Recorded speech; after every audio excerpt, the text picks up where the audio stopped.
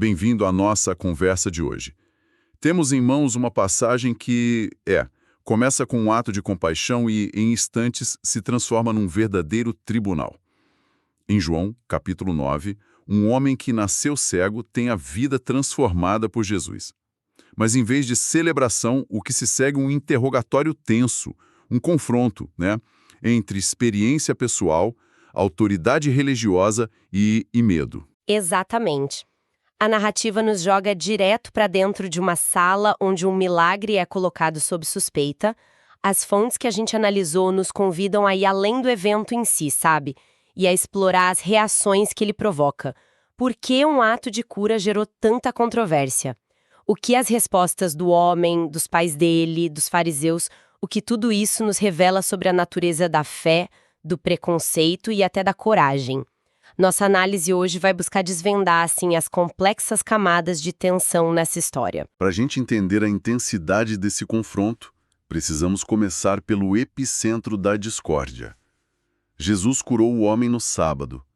Para nós hoje, isso pode parecer um detalhe, mas as fontes que temos deixam muito claro que, para os fariseus, esta era a questão central. Era a prova do crime, por assim dizer. É o ponto de ignição de todo o conflito. O comentário Holman nos ajuda a entender a gravidade disso ao detalhar a tradição rabínica. Havia uma lista, assim, de 39 categorias de atividades consideradas trabalho e, portanto, proibidas no sábado.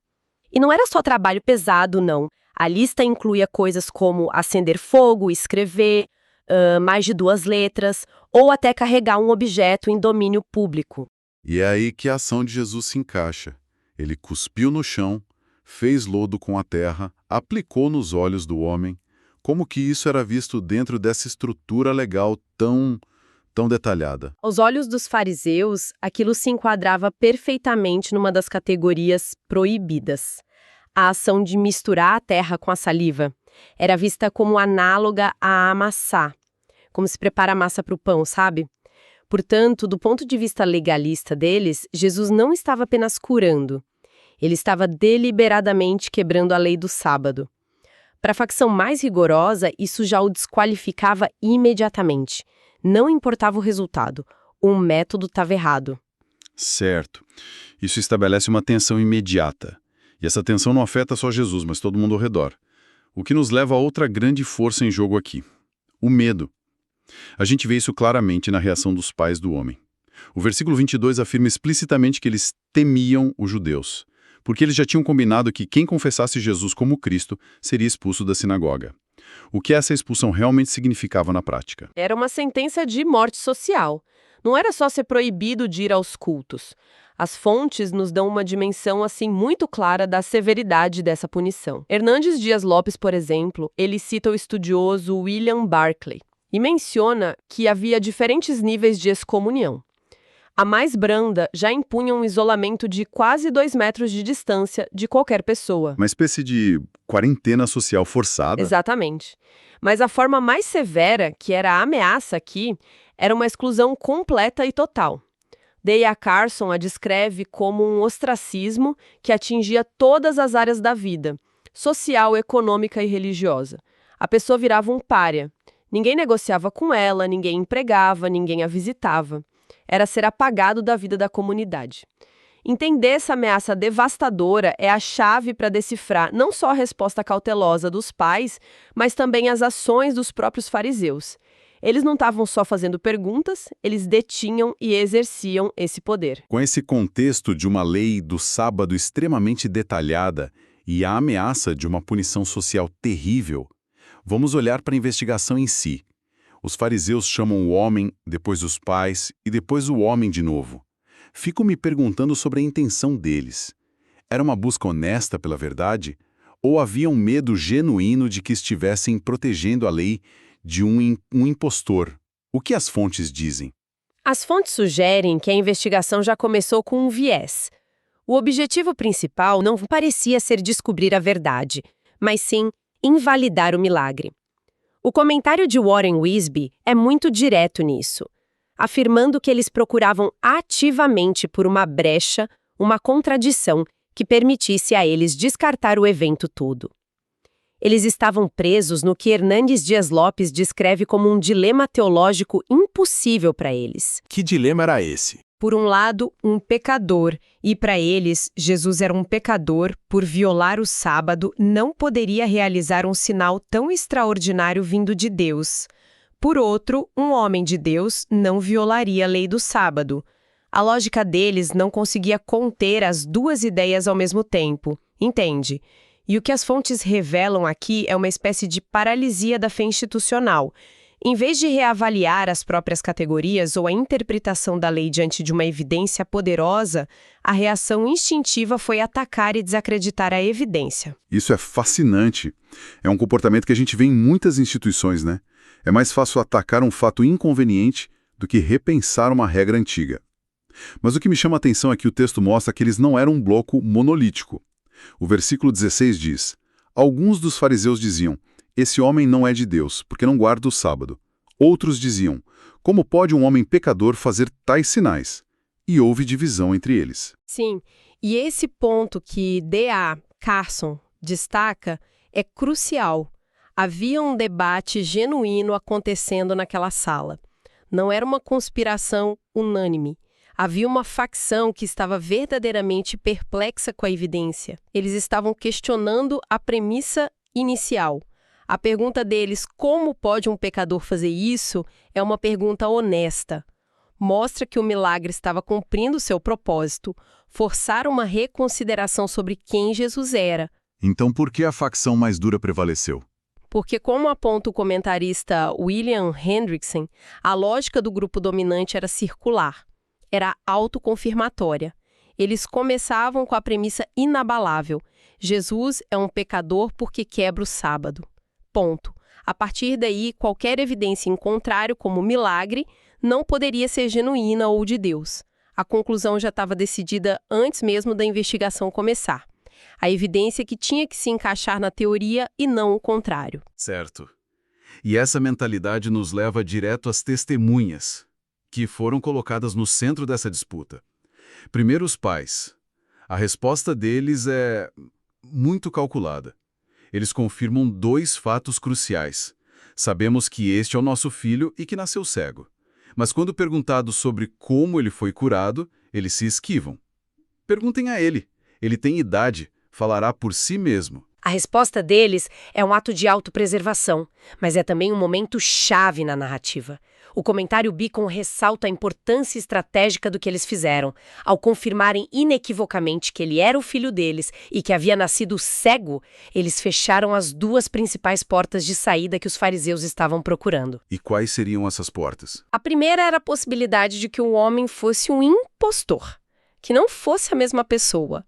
A segunda, que talvez a cegueira não fosse de nascença, que fosse uma condição temporária, menos grave. Os pais, com esse testemunho factual, eliminaram essas duas hipóteses. Eles forneceram os fatos brutos, irrefutáveis, mas deixaram a interpretação teológica, a parte perigosa da história, para o filho. Foi uma manobra para sobreviver sem mentir. O que nos leva ao próprio homem curado. A jornada dele ao longo desses versículos é impressionante. Ele não é uma testemunha passiva. A cada interrogatório, a voz dele parece ficar mais forte e a compreensão mais clara. Exatamente. A transformação dele é o coração da passagem. No início, quando interrogado pela primeira vez, ele é puramente factual. No versículo 15, ele simplesmente descreve o que aconteceu. Ele aplicou o lodo aos meus olhos, eu me lavei e agora vejo. Uma declaração simples sem interpretação. Mas eles não se contentam com os fatos. Eles o pressionam por uma opinião teológica. E é aí que ele dá o primeiro passo. No versículo 17, eles perguntam: o que você diz a respeito dele? E a resposta é: ele é um profeta. Ele passa de testemunha de um evento para testemunha do caráter de Jesus. E ele não para por aí. A convicção dele cresce em proporção direta à pressão que ele sofre. Depois que os fariseus falham em desacreditá-lo através dos pais, eles o chamam de volta e tentam intimidá-lo, dizendo: nós sabemos que esse homem é pecador. A resposta dele, que Wiersbe destaca como cerne do testemunho, é um dos pontos mais fortes do capítulo. Se ele é pecador, não sei. Uma coisa eu sei. Eu era cego e agora vejo. É a lógica da experiência contra a lógica da teoria, sabe? Ele se recusa a debater a premissa deles e, em vez disso, ele se ancora na sua realidade transformada. É um contraste marcante com o medo dos pais. Então, o que tudo isso significa quando a gente junta as peças? Temos um confronto direto entre uma experiência pessoal inegável e a autoridade religiosa estabelecida que se recusa a aceitar essa experiência porque ela não se encaixa nas suas regras. O que é fascinante e que muitas fontes apontam é a grande ironia que permeia toda a passagem, a inversão completa dos papéis de visão e cegueira.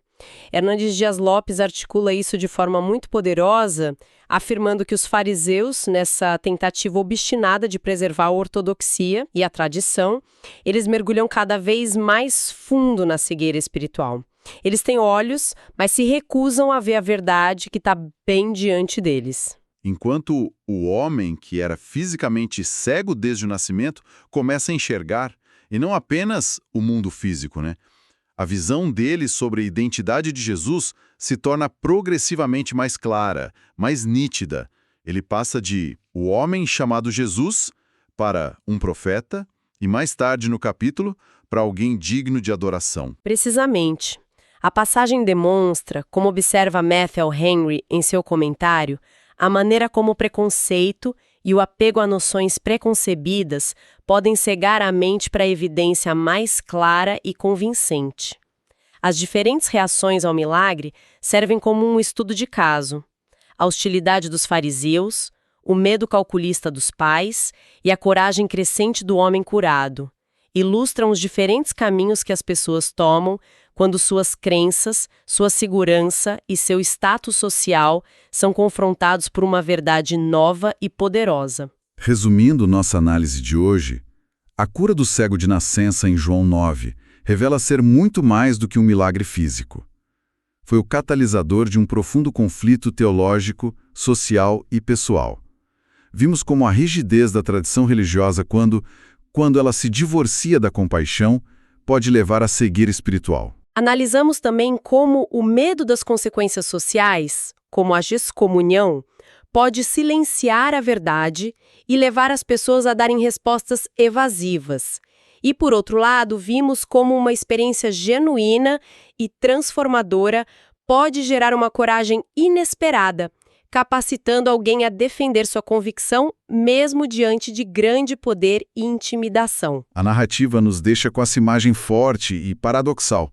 Os líderes religiosos que se consideravam os guias espirituais, os videntes, mostram-se incapazes de enxergar.